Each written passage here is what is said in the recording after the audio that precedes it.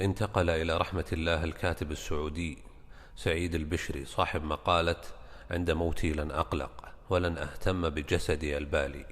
بالله ركزوا على الكلام في آخر المقالة لعلها تكون عظة وعبرة للناس اللي نفوسهم ضعيفة يرون الدنيا وينسون الآخرة. فيكمل ويقول: فإخواني من المسلمين سيقومون باللازم، وهو يجردونني من ملابسي، يغسلونني، يكفنونني، يخرجونني من بيتي، يذهبون بي لمسكني الجديد وهو القبر، وسيأتي الكثير لتشييع جنازتي، بل سيلغي الكثير منهم أعماله ومواعيده لأجل دفني، وقد يكون الكثير منهم لم يفكر في نصيحتي يوما من الأيام. أشيائي سيتم التخلص منها: مفاتيحي، كتبي، حقيبتي، أحذيتي، ملابسي، وهكذا.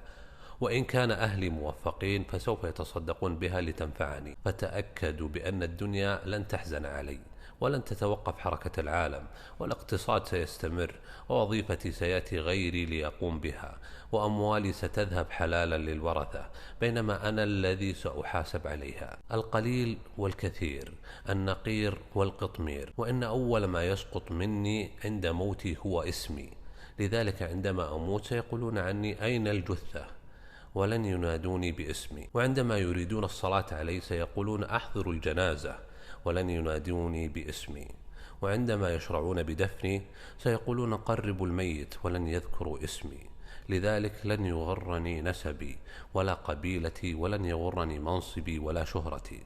فما أتفه هذه الدنيا، وما أعظم ما نحن مقبلون عليه. فيا أيها الحي الآن، اعلم أن الحزن عليك سيكون على 3 أنواع. الناس الذين سيعرفونك سطحيا سيقولون: مسكين. أصدقائك سيحزنون ساعات أو أيام ثم يعودون إلى حديثهم بل وضحكهم. 3 الحزن العميق في البيت: سيحزن أهلك أسبوعا، أسبوعين، شهرا، شهرين، أو حتى سنة، وبعدها سيضعونك في إرشيف الذكريات. انتهت قصتك بين الناس، وبدأت قصتك الحقيقية وهي الآخرة. لقد زال عنك الجمال والمال والصحة والولد، فارقت الدور والقصور والزوج، ولم يبقى معك إلا عملك، وبدأت الحياة الحقيقية. والسؤال هنا: ماذا أعددت لقبرك وآخرتك من الآن؟ هذه حقيقة تحتاج إلى تأمل.